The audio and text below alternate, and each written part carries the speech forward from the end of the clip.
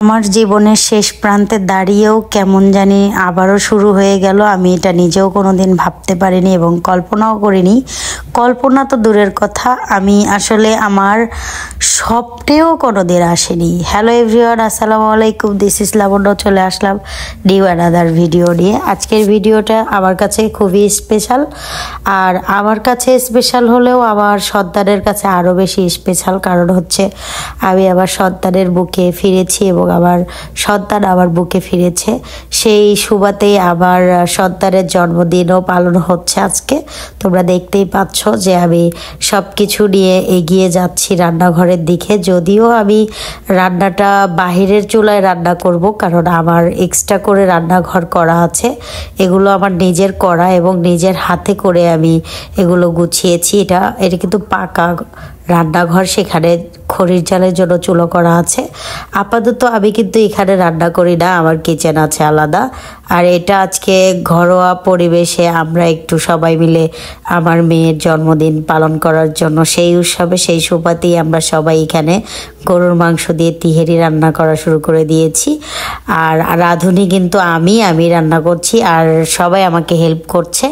সবাই বলতে আমার ননাসের মেয়ে, তারপরে আমার দেবরের ছেলে, সবাই একটু দুষ্টামি ফাজলামি করে অনেক মজা করেই আমরা কিন্তু প্রায় রাতের 1টা পর্যন্ত বার্থডে সেলিব্রেশন করছি, যতটুকু সম্ভব চেষ্টা করেছি।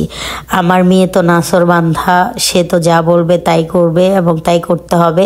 আর তার বাবাকে সে যেটা বলবে সেটাই করতে হবে, কারণ তার বাবা তাকে অনেক বেশি ভালোবাসে।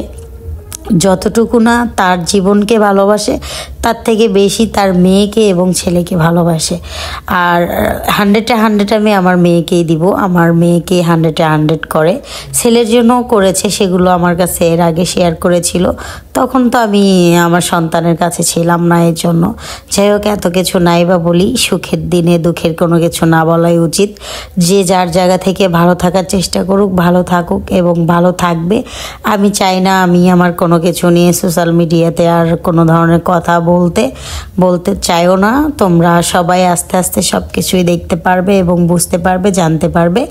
তো আমার সাথেই থাকবে। দেখো, আমি এখন তিহেরি রান্না করার জন্য মশলা কিন্তু কষিয়ে নিয়েছি। এখন আমি এখানে মাংস অ্যাড করব। মাংসগুলো সুন্দর মতো কষিয়ে নিয়েই কিন্তু তারপরে এই তিহেরিটা রান্না করা শুরু করে দিব। আর ওই দিক দিয়ে কিন্তু আমাদের একদম বাসার ভিতরে পার্কের মতো করা আছে, সেখানে ডেকোরেশন করা হয়েছে। নর্মালি যতটুকু করা দরকার, এত বেশি করেও না, আবার এত কমও না। বেশি বড়ও করিনি, বেশি কমও করিনি, ধরতে গেলে মিডিয়ামে আছি। যাই হোক, আমি স্বাদ মতো লবণ দিয়ে দিচ্ছিলাম এদিক থেকে। আমারও খুব আনন্দ মনে হচ্ছিল যে আমি আমার সন্তানের পাশে আছি। আসলে দুনিয়াতে আপন যদি থেকে থাকে সেটা হচ্ছে সন্তান বড় হলে কি হয় জানি না, কিন্তু ছোটবেলা মার কাছে সন্তান অনেক কিছু। আর আমিও 2 হাতে মেহেদি রাঙিয়ে, আমার তো সবসময় সাজতে ইচ্ছা করে। আমি আগে থেকেই সাজুগুজু বেশি পছন্দ করি। এক পর্যায়ে লাড়তেই পারছিলাম না, অনেকটা কষ্ট হয়ে যাচ্ছিল। মাংস তো মোটামুটি কম না, ভালোই।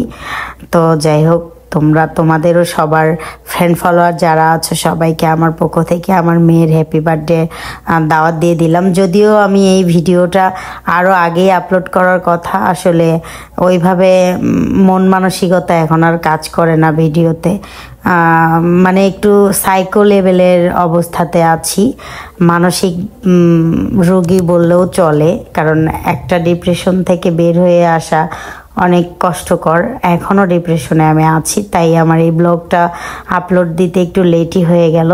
তো তোমরা কে কোথা থেকে আমার এই ভিডিওটা দেখছো অবশ্যই কিন্তু কমেন্ট বক্সে কমেন্ট করে জানাতে একদমই তোমরা ভুলবা না। তোমরাও সাথে থাকো। এই যে আমি আস্তে আস্তে মাংসটা কষিয়ে নিচ্ছি। মাংসটা কিন্তু অনেকটা সেদ্ধ করে নিতে হবে। আমি কিন্তু এই ঝোলটা প্রায় কমিয়েই নেব, তারপরে কিন্তু চাল দিব। তো মাংস হয়েই আসছে, এগুলো কিন্তু তেল দেখা যাচ্ছে। আমি কিন্তু ঢেলে দিলাম। এইখানে কিন্তু 5 কেজি চাল আছে, ঠিক আছে? 5 কেজি চাল মোটামুটি কিন্তু কম না, বেশি। তো লাড়াটাও খুব টাফ হয়ে যাবে মনে হচ্ছে। আর আমি না পারার কিছু নেই, আমার কাছে আসলে সব কিছুই সম্ভব। আমি সব কিছুই সম্ভব করতে জানি ইনশাআল্লাহ। আল্লাহর উপর ভরসা রেখে বলি আলহামদুলিল্লাহ, খুব সুস্থভাবেই আমার মেয়ের জন্মদিনটা আমি করতে পেরেছি। বাস এটা যদিও হাদিসেও নেই, তারপরেও বাচ্চারা তাল করে জেদ করে, কারণ ছোটবেলায় সবাই চায় যে কিছু একটা হোক, সবারই মনের আশা থাকে। আমাদের যদিও না হয়, আমরা সেরকম ঘরে জন্ম নিয়েছি, আর আমার সন্তান তো লাখপতির ঘরের, তার যেটা চাই সেটাই দিতে হবে। তো কেমন হয় লাস্ট পর্যন্ত তোমাদেরকে দেখাবো। আমি কিন্তু এখানে বাতিল শুদ্ধে উল্টে চলে আসতেছি, কিছু মনে করো না। আমার আনন্দে, আর আমি একা একা করছি রাতের বেলা, তখন কিন্তু প্রায় 10টা বেজে গেছে রাতের, রান্না করতেই 10টা। এরপরে আমরা সাজুগুজু করেছি, কেক কেটেছি, খাওয়া দাওয়া কমপ্লিট করেছি, লাস্ট মোমেন্টে প্রায় এসেই পড়েছি। দেখতেই পাচ্ছ ফাইনালি হয়েই গেল। এখন সার্ভ করব।